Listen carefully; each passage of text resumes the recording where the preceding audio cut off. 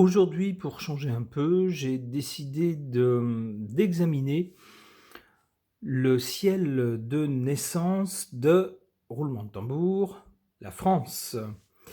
Alors, plus précisément de la Cinquième République. Parce qu'un pays, sinon, c'est difficile de trouver un jour vraiment où le pays est né, à moins qu'il y ait eu euh, un jour précis et une heure précise à laquelle on ait déclaré l'indépendance d'un pays, mais sinon c'est compliqué, surtout pour un pays comme la France qui est assez vieux, mais qui a connu plusieurs formes de pouvoir. Alors on prend la dernière forme de pouvoir en date, pour laquelle on ait une date précise. Il s'agit de la Cinquième République. Alors on a ici le ciel de naissance de la Cinquième République, qui a été proclamé le 28 septembre 1958 à 18 h à Paris. Alors, qu'est-ce qu'on peut voir dans ce ciel de naissance de la Cinquième République française? On voit d'abord ici que le soleil se trouvait en balance. Alors, c'est plutôt un signe d'équilibre, normalement, à moins qu'il n'y ait pas de mauvais aspects.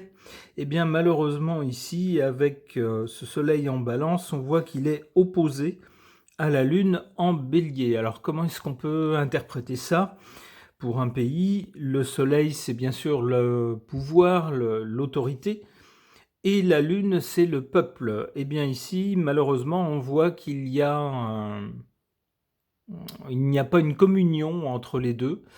Au contraire, on a le pouvoir d'un côté et le peuple de l'autre, et les deux semblent tirer un coup la couverture d'un côté et un coup de l'autre. Un coup, le pouvoir décide des choses a priori sans trop faire attention au peuple, et puis la fois d'après, le peuple fait entendre sa voix en disant: dites donc, nous sommes plus nombreux, nous sommes censés être une démocratie, donc c'est nous qui commandons. Et le pouvoir est bien obligé de lâcher un peu de lest. D'autant plus qu'ici, le pouvoir se trouve en balance, un signe qui cherche à ménager la chèvre et le chou, qui cherche à séduire plutôt qu'à forcer. Mais le peuple ici se trouve dans le signe opposé, donc, du bélier, qui lui, par contre, ne s'en laisse pas compter et de temps en temps fait entendre de façon assez violente son mécontentement. Alors, est-ce qu'on a des bonnes choses également dans ce thème de naissance? Oui, bien sûr. On a par exemple ce triangle ici, formé par trois planètes qui se trouvent dans des signes de feu. Ça montre quand même un pays assez dynamique. Les planètes sont Saturne, la Lune et ici Uranus. Uranus en Lion. Alors ça montre bien quelque chose qui n'a rien à voir avec la royauté. Le signe du lion est en général associé à tout ce qui est royauté. Eh bien ici on trouve Uranus, une planète révolutionnaire, moderne, plutôt égalitaire, dans ce signe. Donc avec cette république-là, pas de danger qu'on retrouve un roi à la tête du pouvoir, ou quelque chose qui y ressemble. On voit bien ici de toute façon la Lune en trigone à Uranus, qui nous montre bien un peuple qui de toute façon est allergique à tout ce qui pourrait ressembler à un pouvoir royal. Alors, qu'est-ce qu'on peut voir d'autre dans ce ciel de naissance? Alors, on remarque ici cet aspect.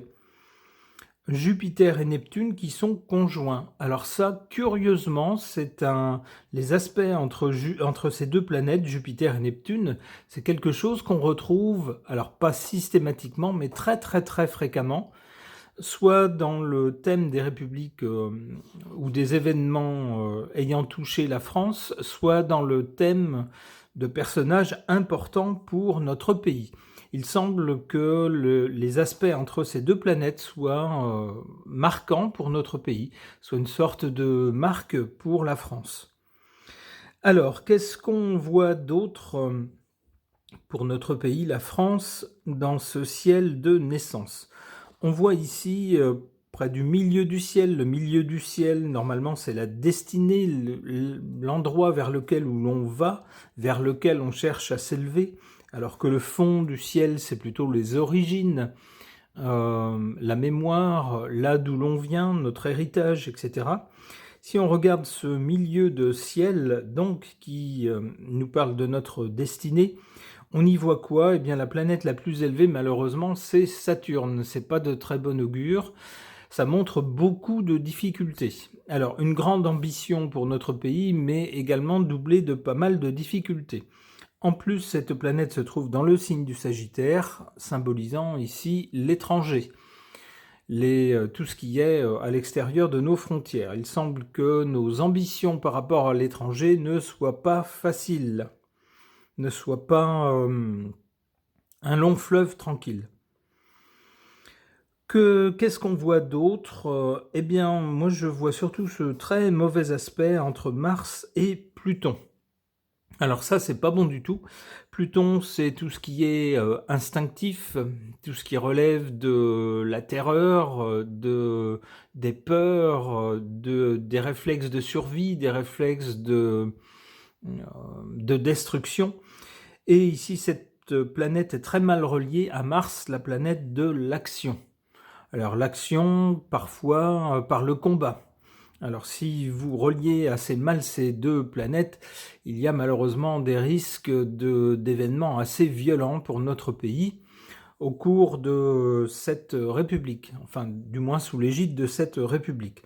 Il y en a eu déjà malheureusement des actes de violence, de terreur et de personnes qui sont liées à la terreur. Vous aurez compris de quel type de personnes il peut s'agir. On a eu ce genre d'événements violents avec beaucoup de victimes dans le métro par exemple. On l'a eu plus récemment au Bataclan, etc. Eh bien cet aspect très violent est inscrit dans le ciel de la Ve République. Qu'est-ce qu'on a autrement? On a quand même ici un beau trigone malgré tout entre Mars, donc l'action, le pouvoir de décision, et le Soleil, l'autorité, la volonté, la puissance. Ça semble nous dire quand même que notre pays n'est pas au fond du trou, il a quand même de belles ressources, c'est ce qu'on voit ici. Alors ici, on voit également à l'ascendant de notre pays, c'est-à-dire comment notre pays se présente aux autres, les poissons. Alors donc notre pays se présenterait plutôt comme un pays conciliant, mais pas toujours rationnel avec les poissons. On n'agit pas de façon logique, ni de façon mathématique, si vous voulez, de façon réaliste. Avec les poissons, ça plane un peu. Et qu'est-ce qu'on a? Logiquement, notre pays trouve quel type de partenaire face à lui. Il faut aller regarder de l'autre côté, du côté du descendant. On trouve le signe de la Vierge. Notre pays a donc face à lui, au contraire, des pays qui sont et qui fonctionnent, qui raisonnent de façon très rationnelle, qui n'attendent pas des promesses ni de l'esbrouf, mais qui veulent des chiffres, des analyses concrètes. Et bien voilà donc grosso modo ce qu'on peut dire en jetant un œil sur le ciel de naissance de la Ve République française. Alors pour tenter de voir ce que les cartes peuvent nous en dire, en particulier cette fois-ci du côté de son avenir, puisqu'on commence à entendre des voix qui nous parlent de changer de république. Je lisais tout à l'heure un article donc avec une dame qui se trouve dans un parti écologique et qui propose justement de réunir à nouveau les Français autour d'un référendum, puis de tenter une assemblée constituante pour donc constituer un nouveau pouvoir. Alors qu'est-ce que les cartes peuvent nous dire au sujet de la République française? J'interroge le tarot de Marseille.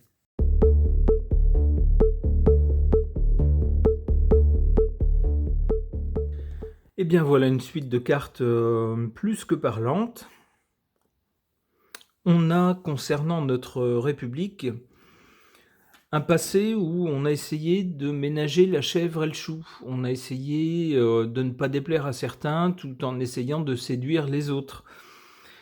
Alors c'est, peut-être une attitude louable, mais à un moment, il faut aussi, parfois être un peu plus, comment dire? Un peu plus autoritaire. Il y a des lois qu'il faut faire respecter. On ne peut pas toujours trouver des tas d'excuses aux gens qui ne respectent pas les lois, par exemple.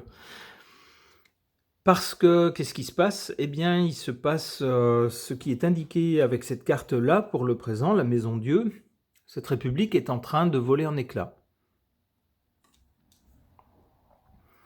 Et qu'est-ce qui suit? Eh bien, avec le battleur, on a quelque chose de nouveau. On se lance dans quelque chose différent de ce qu'on a fait avant. C'est ce qui vient une fois que tout a volé en éclats.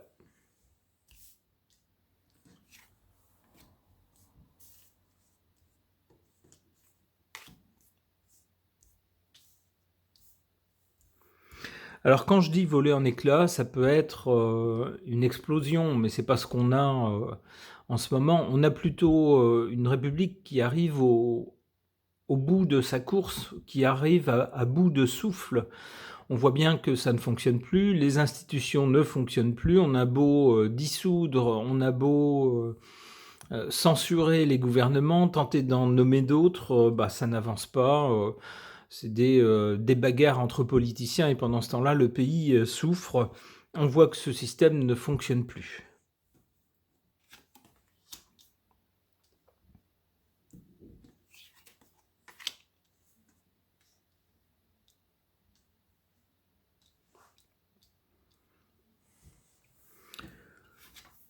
En carte favorable, l'étoile. Il y aurait eu pourtant une protection au-dessus de la tête de cette république si les gens qui étaient dans les rouages du pouvoir s'étaient comportés correctement, sérieusement, avaient fait leur travail, avaient pris leurs responsabilités, eh bien ça aurait pu très bien se passer. Il y avait de bonnes étoiles au-dessus de la tête de cette république.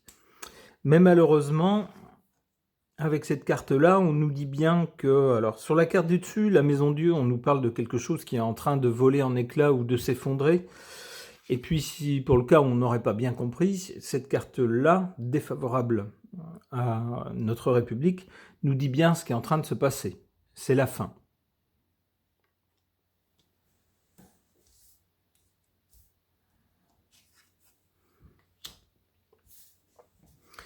Alors voilà, pour l'avenir, puisqu'ici il semble que ça soit la fin, sur le présent. Alors le présent, c'est pas aujourd'hui, en ce jour où vous voyez cette vidéo, ou du moins où est tournée cette vidéo. C'est sur un présent élargi, on va dire.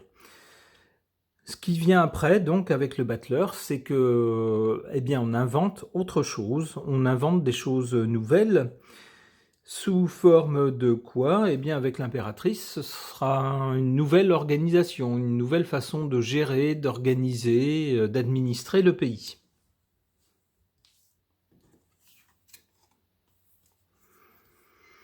Avec la Lune, il est possible que cette nouvelle façon de gérer, d'administrer le pays soit plus tournée vers les citoyens, les Français et les Françaises. C'est-à-dire qu'on va se rendre compte peut-être qu'on les a un petit peu trop laissés sur la touche en donnant un peu trop de pouvoir à ceux qui étaient élus pour les représenter, lesquels ont fait un petit peu n'importe quoi. Ont surtout fait attention à bien préserver leurs propres intérêts, parfois au détriment de ceux des autres.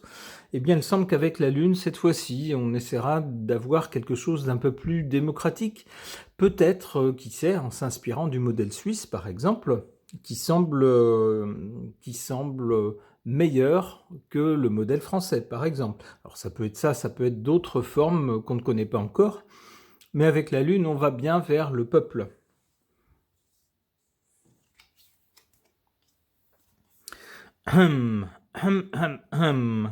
Le chariot fait planer la menace d'une intervention militaire.